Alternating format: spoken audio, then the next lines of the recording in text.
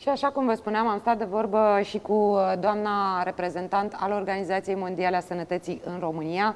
Este șefa biroului OMS de la București, doamna dr. Miliana Grbici, care, vreau să vă spun în primul rând că m-a impresionat foarte mult faptul, deschiderea dumneaei.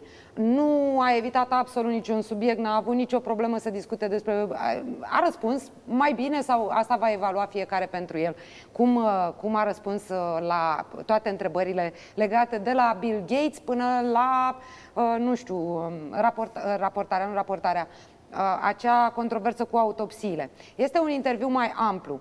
În această seară voi difuza doar o mică parte, cea referitoare la felul în care este finanțată Organizația Mondială a Sănătății și la aceste controverse legate de Bill Gates. Dar, atenție, am întrebat-o și de acea controversă cu asimptomaticii, dacă transmit sau nu acest virus și veți vedea cum spune că ce anume au de gând să analizeze acum în continuare cei de la OMS.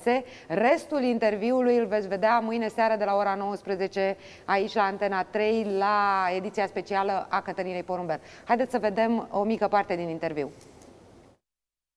In this coronavirus pandemics, the WHO had a very important role, but also it was surrounded by many controversies. How would you explain the role of the WHO in this pandemics and in any pandemics of any kind for the simple people like me? I'm not a politician.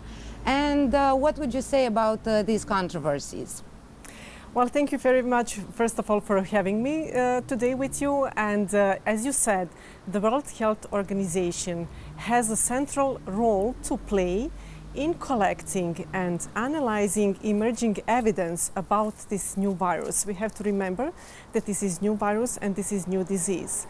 Then WHO has a role to play with other partners and with countries in terms of collecting data about the virus and how it spreads in countries and what is impact of the virus in different countries. WHO organizes regular press briefings, and there is a range of communication material available in various languages for the public and for professionals as well, and including in Romanian.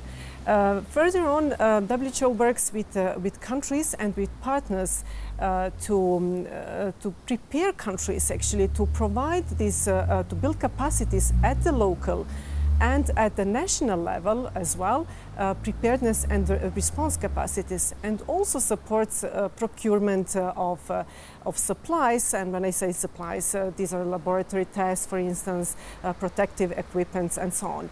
So all the work of WHO is based on evidence-based science, and it is guided by the UN values and the UN principles of neutrality, impartiality, of human rights and equity.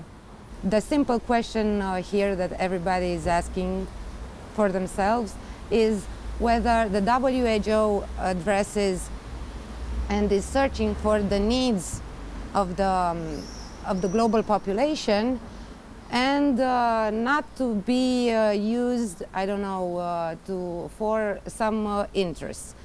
Because the pharma industry is a very powerful industry worldwide, I think. And this is where the questions were raised when some powerful, some powerful billionaire comes, and of course it's very nice of him to help.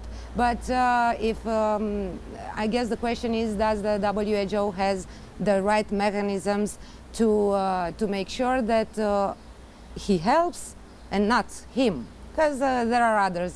There's Jack Ma in China and so on. He's not the only billionaire interested. That has this mechanism in its decision making that all the interests of the countries involved are represented. First of all, WHO is a secretariat of member states, of countries. So this is why we do not have police, we do not have politicians. We are serving to those countries that are members of WHO. So we cannot be government in countries. We are just a secretariat. What countries identify is their priority and what the countries identified will be health priorities in the coming period. Usually they look into 5 years period.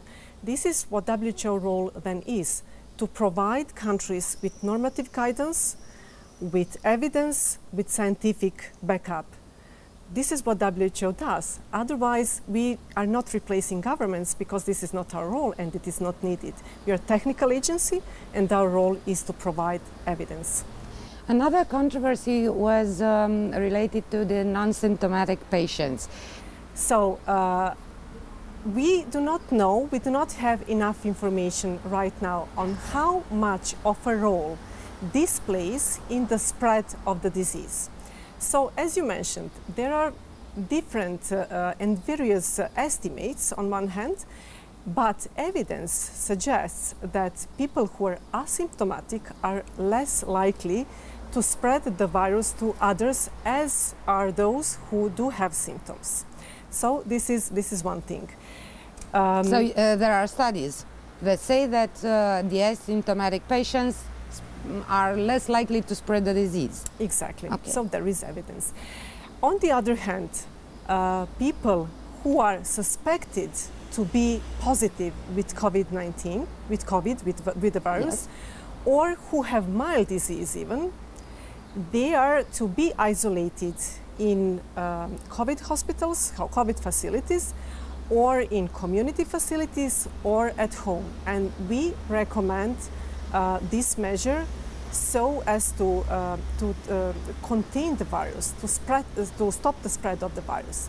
If we have too many people with mild symptoms and they cannot be accommodated in COVID hospitals, for instance, then it is recommended also to isolate them in non-traditional facilities or also at home.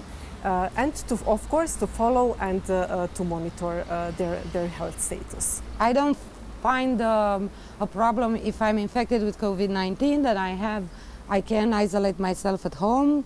14 days it was at first, now it's 10 days the WHO recommendation. And if I get sick, of course, I'll call the hospital. But I see it also like as a measure not to crowd the hospitals, which was the problem from the beginning with this crisis. From the beginning of this crisis is the problem in every country. You're very right about this, not only because of COVID-19 patients, but also because of other essential health services. And we will only have to learn how much these have impacted essential provision of essential health services. This is something that we also have to take care of. Așadar, mâine seară la ora 19 la ediția specială moderată de colega mea Cătălina Porumbel veți vedea pe larg acest interviu cu toate explicațiile legate de toate controversele, inclusiv cu măștile și cu mănușile și cu acele directive privind autopsiile, dar veți vedea ce spune reprezentantul OMS în România și despre România, despre ce urmează valul 2 și așa mai departe, dar și foarte, foarte interesant ce zice despre acea declarație a șefului OMS, a doctorului Tedros, privind un guvern mondial.